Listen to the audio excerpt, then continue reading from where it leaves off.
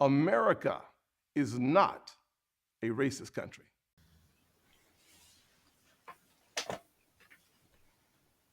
Ladies and gentlemen, this is Crystal Mason, and she was accused of casting an illegal ballot to vote. She was sentenced to 5 years in prison. This is Fort Worth, Texas. Now, I have seen white women get caught up with this same sort of thing, and they always seem to get probation, no jail time at all. So, Crystal Mason, a Fort Worth woman who was sentenced to 5 years in prison for illegally casting a ballot that wasn't even counted in 2016, will get another chance to overturn her conviction. So, even if she did illegally cast a vote, it was not even counted, but they still went after her anyway. The Texas Court of Criminal Appeals ruled Wednesday that a lower appeal court mistakenly upheld Mason's conviction 2 years ago when it said that it was irrelevant whether Mason was unaware she was ineligible to vote.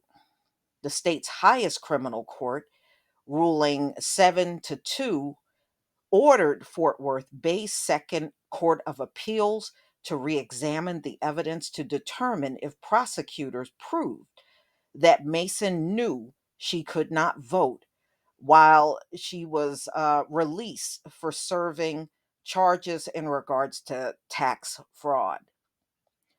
The court below erred by failing to require proof that Mason had actually had knowledge that it was a crime for her to vote while on supervised release. So this was the opinion of Jesse McClure III. That was the judge. The case gained extra attention during last year's bitter political fight over stricter voting laws in the legislature. And Mason and her lawyers said Wednesday's ruling gave them hope that the mother of three will avoid prison for making what they called an honest mistake. I am pleased that the court acknowledged issues with the conviction, and I'm ready to defend myself against these cruel charges, Mason said in a statement distributed to her lawyers. My life has been upended for what was at worst an innocent misunderstanding of casting a provisional ballot that was never even counted. Mason had not begun serving her prison sentence while her appeal continued. Defense lawyer Kim Cole said Mason should never have been convicted, let alone charged with a crime. Now, there's an opportunity for justice to prevail. Innocent mistakes can happen, and the state should not be in the business of making people fearful to vote, Cole said.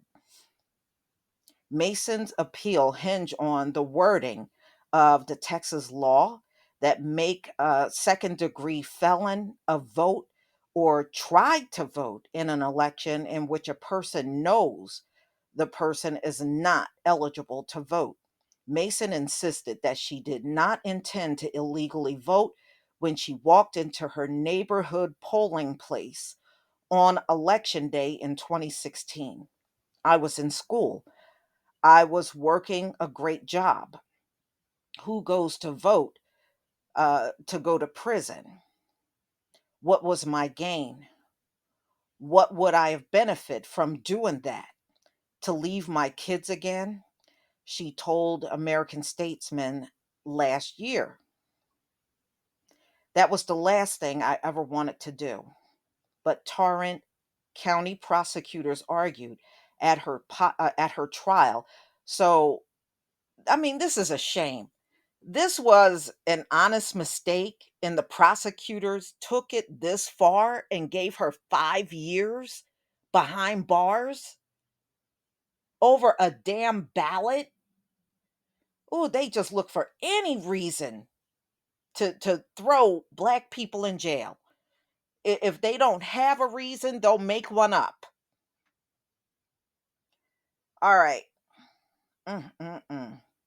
So Mason admitted knowledge of improper voting when she signed a provisional ballot affidavit that said felons on supervised release cannot vote. And that is a crime. The Texas Civil Rights Project and Texas ACLU came to Mason's defense, and Democrats embraced her case as a cautionary tale of over criminalizing election matters during extensive debates last year over the Senate Bill 1, the GOP effort to make sweeping changes to the state election voting laws. So, lawmakers, both parties supported language largely on Mason's case, specifying that illegal voting convictions can be collaborated by other evidence that the person knowingly committed the offense. The Court of Criminal Appeals also answered a different question raised by Mason's case, ruling that even though her provisional ballot was not counted, Mason cast a vote under state law. According to court records, Mason went to her usual polling place on November 8th, 2016. But when election workers couldn't find her name on the voting rolls, they offered her a chance to cast a provisional ballot. She accepted, but the ballot was later rejected, uncounted, when the officials determined she was not registered to vote. The state's illegal voting law does not require prosecutors to prove that a provisional ballot was counted, the court determined. The court also rejected Mason's argument that the federal voting law barred prosecution for casting a good faith provisional ballot by people who turn out to be wrong about their eligibility to vote. I just think this is like a bunch of nothing. But when did America need good evidence on black people in order for you to be jailed? They don't care what evidence this, in my opinion, should not even be in court. It shouldn't even be in the courts. This is petty, and it's just them picking around and looking for any reason to go after one of us. And it's sickening. It's sick.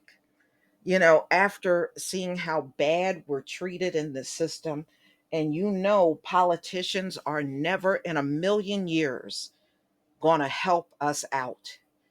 Why even waste your time casting that ballot?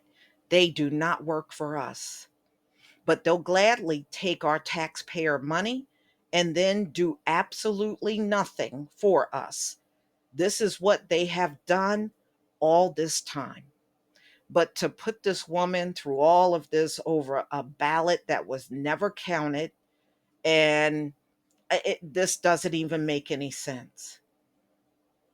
Y'all got these laws in place just to come after us. That's what you got them there for. Because I saw another case a few months back where a white woman illegally voted more than once. They gave that woman probation and a fine. She never saw any kind of conviction that would have put her in jail. But we know there's two Americas. It's very apparent. But y'all, please tell me what you think. This is a load of BS as far as I'm concerned. Please leave your comment and subscribe. Don't forget to hit on the notification bell, and I'll see you on the next video. Peace, family.